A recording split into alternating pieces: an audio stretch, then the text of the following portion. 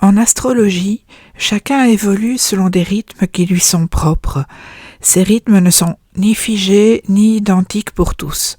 Ils s'inscrivent dans ce que l'on appelle des cycles planétaires personnels, c'est-à-dire des périodes durant lesquelles certaines planètes activent des zones sensibles du thème natal. Trouver son cycle planétaire personnel ne veut pas dire chercher une réponse toute faite.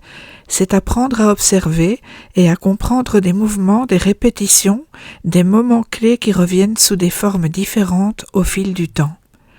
La première étape consiste à partir de son thème natal. Celui-ci représente une photographie du ciel au moment de la naissance. Il indique la position des planètes, leurs relations entre elles et les points importants qui structurent la personnalité. À partir de cette base, les cycles se mettent en place. Certaines planètes rapides, comme la Lune ou Mercure, créent des variations fréquentes presque quotidiennes. Elles influencent l'humeur, la manière de penser, les échanges. Mais pour comprendre un cycle personnel plus profond, il est utile de se tourner vers les planètes plus lentes. Saturne, Uranus, Neptune et Pluton marquent des étapes importantes de la vie. Leurs mouvements sont plus lents, mais leurs effets sont plus durables. Saturne, par exemple, revient à sa position de naissance environ tous les 29 ans. Ce moment, souvent appelé retour de Saturne, correspond à une phase de structuration, de bilan, parfois de remise en question.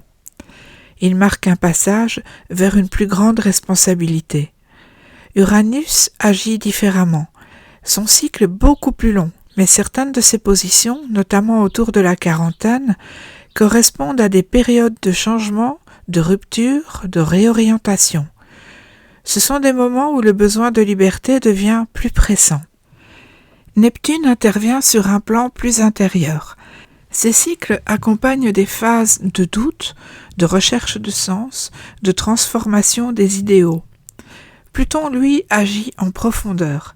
Il marque des périodes de mutation, parfois intenses, où certaines structures doivent disparaître pour laisser place à autre chose. Pour trouver son cycle personnel, il ne suffit pas de connaître ses repères. Il faut les relier à son propre thème. Cela passe par l'observation des transits, c'est-à-dire la position actuelle des planètes par rapport à la position de naissance. Quand une planète importante forme un aspect marqué avec une planète natale, un cycle s'active.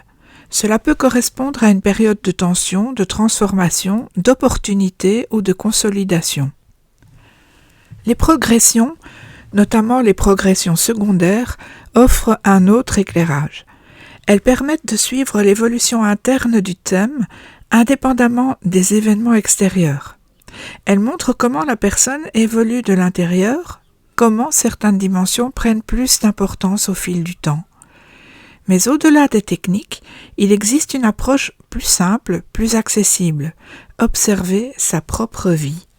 Repérer les périodes de changement, les moments où quelque chose s'est transformé, où une décision importante a été prise. Ces moments ne sont pas isolés. Ils s'inscrivent dans des cycles. En les mettant en relation avec les mouvements planétaires, il devient possible de mieux comprendre leur logique, leur enchaînement. Trouver son cycle planétaire personnel, c'est donc à la fois un travail d'observation et de mise en lien.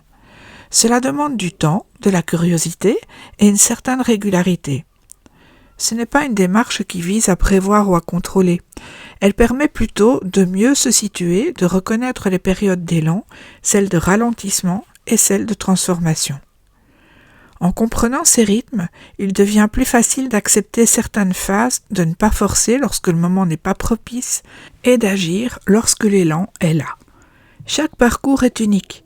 Les cycles ne sont pas des modèles rigides, ils sont des repères, des indications qui aident à mieux comprendre le déroulement du temps personnel.